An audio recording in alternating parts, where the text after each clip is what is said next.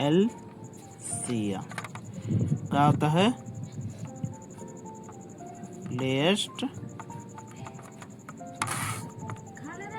लेस्ट common multiple ना, multiple ठीक। LCM का फुल फॉर्म होता है। इसका हिंदी क्या होता है? लघुत्तम समापवर्त्य, लेकिन हम लोग क्या बोलते हैं? समापवर्तक बोलते हैं। ठीक है, लघुत्तम समापवर्तक। अब देखो इसे परिभाषित कैसे करेंगे। ठीक है, तो लिखेंगे वह छोटी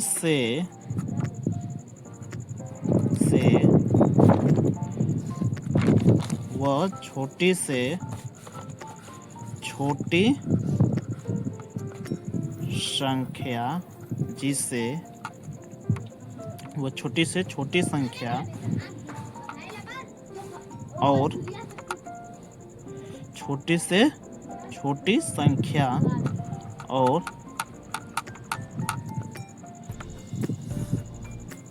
दो या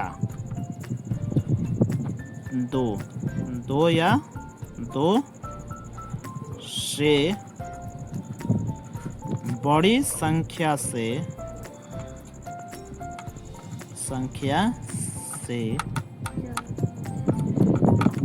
भाग देने पर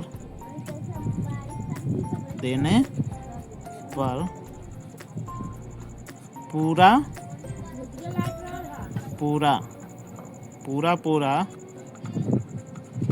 भाग लग जाए, पूरा भाग लग जाए, उसे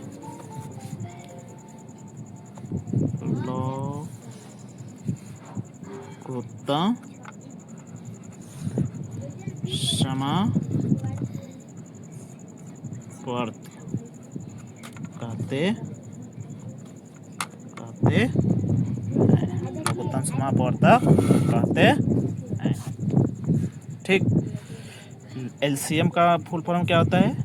लेस्ट कॉमन मल्टीपल, यानी इसका हिंदी क्या होगा? लघुत्तम समापवर्तक। वह छोटी से छोटी संख्या और दो या दो से बड़ी संख्या से भाग देने पर पूरा भाग लग जाए या विभाजित हो जाए, उसे क्या कहते हैं? लघुत्तम समापवर्तक।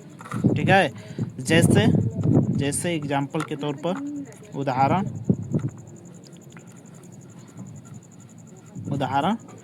जैसे छोटी से छोटी संख्या क्या होगी? 1, और दो या दो से बड़ी की संख्या क्या होगी? तो 1 से स्टार्ट होगा, कहाँ तक जाएगा? 2, और 2 से बड़ी हो गया ना। छोटी से छोटी संख्या 1 है और बड़ी संख्या क्या हो जाएगी? 2, और इससे भी बड़ी क्या होगी? 3, 4, 5, 6, 7, 8, 9, 10, इसी तरह 100 तक भी जा सकता है, कोई गारंटी नहीं है, तो इसलिए इन्फिनेटिव लगा दिए। ठीक है, तो ये हमारा हो गया एग्जाम्पल। छोटी से छोटी संख्या और बड़ी से बड़ी संख्या, यानी 2 से क्या होनी चाहिए? बड़ी, और छोटी में छोटी क्या आ जाएगी?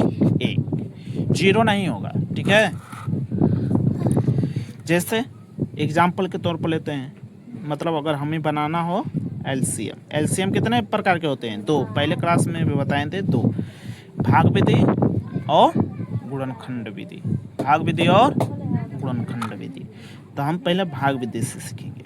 ठीक है, जैसे हमें 2 का निकालना हो तो छोटी से छोटी संख्या और बड़ी से बड़ी संख्या, तो हम 2 से करेंगे भाग, तो 2 एकम 2, मतलब एक बार में, मतलब 2 से भाग देंगे, 2 का पारा पढ़ेंगे तो 2 कितने बार में आएगा? एक बार, यानी यही आपका क्या होगा? आंसर। इसको आप लिख सकती हो 2 बराबर 2 गुणे 2। ठीक, इस तरह भी आप लिख सकती हो। इसी को हम लिखते हैं 8।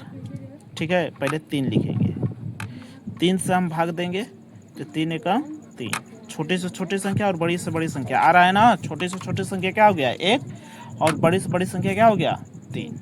तो इसको भी इसी तरह लिख सकती हो, 3 बराबर 3 गुणे 1।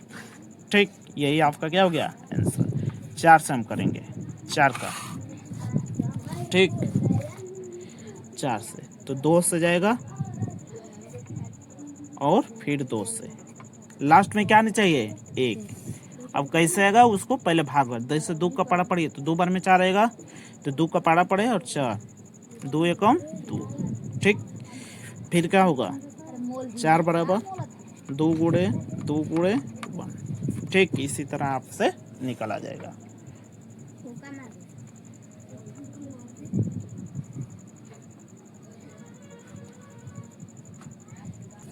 ये जो है भाग विधि से हो गया, और ये क्या हो गया गुणा के रूप में हो गया। अब जैसे गुणा तो 2 कितने बार में आएगा, एक बार में भी आ सकता है और 2 बार में, 2 और किसी पारा में आएगा नहीं, तो ये आप गुणनखंड विधि से हो गया। ये क्या हो गया भाग विधि से, ठीक। छोटा मोटा रूप एग्जाम्पल के रूप में आप सीख सकती हो। ये नीचे वाला जो है गुणनखंड विधि से, ठीक है। और ये क्या हो गया भाग विधि से। तो आप इस लास्ट में इस तरह आप दर्शाओगे।